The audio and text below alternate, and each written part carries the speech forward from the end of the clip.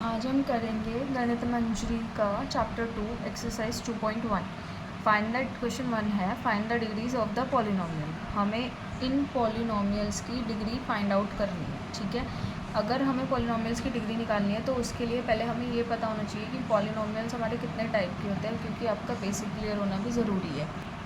हमारे पास पॉलिनोमियल्स में different types of polynomial होते हैं, जिसमें कि फर्स्ट पॉलिनोमियल है आपका लीनियर पॉलिनोमियल। लीनियर पॉलिनोमियल का मतलब होता है इसमें आपके पास जो वेरिएबल होगा वो एक होगा और एक ही टर्म में वेरिएबल होगा। फॉर एग्जांपल 4z+3, ये आपका लीनियर पॉलिनोमियल है। लीनियर पॉलिनोमियल में जो डिग्री होती है, डिग्री जो होती है वो कितनी हो जाती है आपकी 1। डिग्री 1 होती है लीनियर पॉलिनोमियल के अंदर। जैसे यहाँ पे z है तो z की पावर कुछ नहीं है तो हम 1 सपोज 1 मानेंगे, क्योंकि z एक बार लिखा हुआ है। ऐसे ही हम लिख सकते हैं 2x - 5, this is also linear polynomial. Second polynomial quadratic polynomial. Quadratic polynomial, quadratic polynomial means which has degree 2। Degree जो होती है वो किसी भी पॉलिनोमियल की हाईएस्ट पावर होती है। अब क्वाड्रेटिक पॉलिनोमियल की डिग्री 2 होती है। क्वाड्रेटिक मीन्स जिसका हाईएस्ट पावर 2 होगा। तो मैं कैसे लिख सकती हूँ 2x² + 3x - 4, this is my quadratic polynomial. ऐसे ही आप और भी एग्जांपल्स बना सकते हो, जैसे 5x² - 2x + 3, ये भी क्वाड्रेटिक पॉलिनोमियल है। अब इसमें अगर मैं x की डिग्री देखूँ, हाईएस्ट पावर इस पूरे पॉलिनोमियल में 2 है और इसमें भी हाईएस्ट पावर 2 है, तो इस क्वाड्रेटिक पॉलिनोमियल की डिग्री क्या हो जाएगी 2। क्वाड्रेटिक पॉलिनोमियल यानी 2 डिग्री स्क्वायर। और लीनियर पॉलिनोमियल का मतलब होता है जहाँ पे सिंगल वेरिएबल होता है विदाउट एनी पावर। अब आता है आपका थर्ड पॉलिनोमियल। थर्ड पॉलिनोमियल आपका होता है cubic polynomial.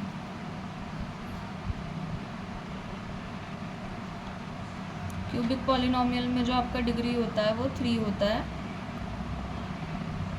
Example 4x³ + 2x² - 3x + 5, ये बन गया हमारा क्यूबिक पॉलिनोमियल। क्यूबिक पॉलिनोमियल की हाईएस्ट डिग्री इस पूरे एक्सप्रेशन में जो मेरी हाईएस्ट डिग्री है वो 3 है, पावर जो है वो 3 है, तो मेरे एक्सप्रेशन की डिग्री भी क्या हो जाएगी 3। Highest power is equals to the degree of the polynomial. Got it. अब अभी हमने सीखा कि पॉलिनोमियल क्या होता है, कितने टाइप के पॉलिनोमियल होता है और किस पॉलिनोमियल की कौन सी डिग्री होती है। तो अब यहाँ पे find the degree of the polynomial बताना है कि इसमें कौन कौन सी डिग्री है पॉलिनोमियल की। तो अगर हम फर्स्ट पार्ट की बात करें तो फर्स्ट ए पार्ट में मेरा पार्ट है 2x² - 5x + 3। हाईएस्ट पावर जो है इसमें वो 2 है, तो इसका डिग्री क्या हो जाएगा, degree is equals to 2।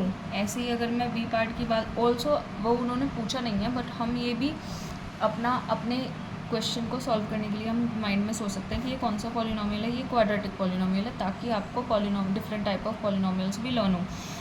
Power 2 है तो दिस इज़ क्वाड्रेटिक पॉलिनोमियल। अब बी पार्ट उन्होंने दिया y की पावर 3 + 2y - 1, इसमें जो हमारा हाईएस्ट पावर है वो 3 है, तो हमारा इस पॉलिनोमियल का डिग्री क्या हो जाएगा, degree of polynomial is 3 and this is cubic polynomial. जब 3 पावर होती है तो वो क्यूबिक पॉलिनोमियल होता है। अब बात करते हैं सी की। सी में उन्होंने हमें दिया -9। -9 जो है ये आपका होता है कांस्टेंट पॉलिनोमियल। जब आपके पास सिर्फ एक नंबर दे रखा हो तो उसको बोलते हैं कांस्टेंट पॉलिनोमियल। और कांस्टेंट पॉलिनोमियल की डिग्री जो होती है, कांस्टेंट पॉलिनोमियल और कांस्टेंट पॉलिनोमियल की डिग्री ऑलवेज 0 होती है। What is the degree of constant polynomial is 0।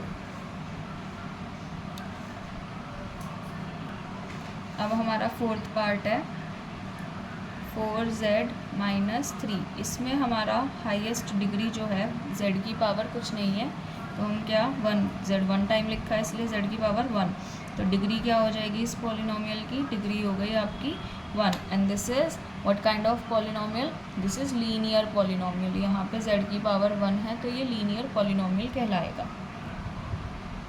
ये एक्सरसाइज में क्वेश्चन नंबर 2 है। Right polynomials of degrees 1, 2 and 3। अब हमें अलग अलग डिग्री के लिए for degree 1, degree 2 and degree 3 हमें इनके लिए पॉलिनोमियल्स बनाना है। जैसे कि हमें क्वेश्चन नंबर 1 में पॉलिनोमियल्स दिए हुए थे इस तरीके के। अब हमें इन डिग्रीज़ को ध्यान में रख के अपने पॉलिनोमियल्स बनाने हैं।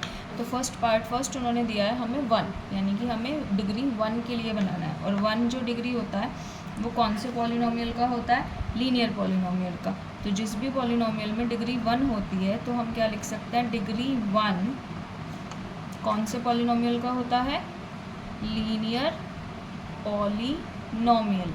लीनियर पॉलिनोमियल में होता है। और लीनियर पॉलिनोमियल में जो वेरिएबल लिखा जाता है वो एक बार लिखा जाता है, उसका कोई पावर नहीं होता। तो हम क्या लिख सकते हैं? हम लिख सकते हैं 3x + 7। ये हमारा बन गया आंसर फॉर डिग्री 1। अब बी पार्ट की बात करते हैं। बी पार्ट में हमें डिग्री 2 दे रखी है। अगर डिग्री 2 है तो हमारा पॉलिनोमियल कैसा होगा? हमारा पॉलिनोमियल होगा क्वाड्रेटिक पॉलिनोमियल। Quadratic polynomial. और क्वाड्रेटिक पॉलिनोमियल में पावर जो होती है वो 2 होती है, यानी क्योंकि डिग्री 2 है तो इसका मतलब जब x लिखा होगा मैंने वेरिएबल्स में, तो वेरिएबल में x की पावर 2 आएगी। तो अब हम जब इसका पॉलिनोमियल बनाएंगे तो क्या बना सकते हैं? 2x² + 4x + 6। This is our quadratic polynomial of degree 2। अब सी पार्ट है degree 3। Degree 3 means cubic polynomial. Degree 3 कौन से पॉलिनोमियल की होती है? क्यूबिक पॉलिनोमियल की। इसका मतलब कि हमारी अब जो भी हम पॉलिनोमियल बनाएंगे उसकी हाईएस्ट पावर 3 होगी। तो हम लिख सकते हैं 4x³ + 2x² - 3x + 2। ये बन गया हमारा क्यूबिक पॉलिनोमियल। ये आंसर हो गया हमारा 3rd डिग्री का। क्वेश्चन नंबर 2 हमारा कंप्लीट हो गया। एक्सरसाइज में what are the coefficients of x² and x3 in the polynomial x4 3x³ 6x² - 2x + 7। इसमें हमें बताना है कि x³ और x की पावर x² और x³ के कोएफिशिएंट्स क्या है। कोएफिशिएंट्स का मतलब होता है जैसे कि मैंने लिखा 2x की पावर 3, तो मैं पूछ रही हूँ x³ का कोएफिशिएंट क्या है। तो x³ के साथ में जो भी नंबर होता है वो उसका कोएफिशिएंट हो जाएगा। It may be a variable also, but x के साथ जिसका भी कोएफिशिएंट हमसे पूछा है उसके साथ जो लिखा होता है वो उस नंबर का, वो उस वेरिएबल का कोएफिशिएंट होता है। तो ऐसे ही हमें इस पॉलिनोमियल में कोएफिशिएंट बताना है x³ का और x² का। तो आंसर लिखेंगे कोएफिशिएंट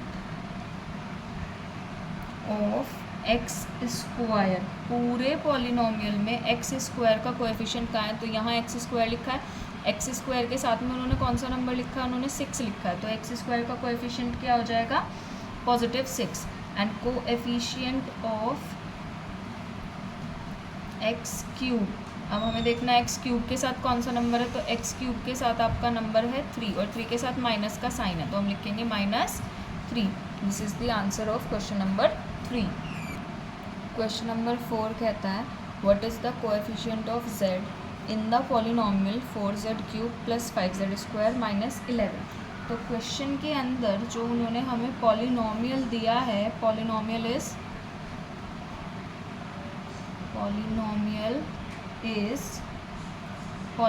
है हमारे पास 4z³ + 5z² - 11। There is no term containing z variable. इसमें z³ है, z² है, पर ऐसा कोई भी नंबर नहीं है जिसके साथ में उन्होंने z लिख के दिया हो। तो जब इस टर्म में z लिखा ही नहीं है तो हम क्या लिखेंगे? There is no term containing z, यानी कि z की पावर 1 का कोई भी टर्म नहीं है। ब्रैकेट में लिख देना दैट है z। हेंस z का कोएफिशिएंट क्या हो जाएगा? जब ये टर्म ही नहीं है तो इसका कोई कोएफिशिएंट भी नहीं होगा, हम आंसर में लिख देंगे 0। The coefficient of z is 0। Answer. Question number 4 completed। Question number 5, what is the constant term of the polynomial 9x cube plus 5x square minus 8x minus 10। पूछ रहे हैं कि इस पॉलिनोमियल में कांस्टेंट टर्म कौन सी है, और कांस्टेंट टर्म कौन सी होती है? कांस्टेंट टर्म वो होती है जिसके साथ कोई भी वेरिएबल नहीं होता। तो इस पूरे पॉलिनोमियल में -10 एक ऐसी टर्म है जिसके साथ कोई वेरिएबल नहीं लिखा हुआ। तो इसका आंसर होता है the constant term of polynomial 9x cube plus 5x square minus 8x minus 10 is -10। Answer. Constant polynomial में कोई भी वेरिएबल नहीं होता, तो इस पूरे में कांस्टेंट है -10, तो इसका आंसर भी क्या हो जाएगा? -10, क्योंकि उन्होंने हमसे क्वेश्चन में कांस्टेंट पॉलिनोमियल ही पूछा था।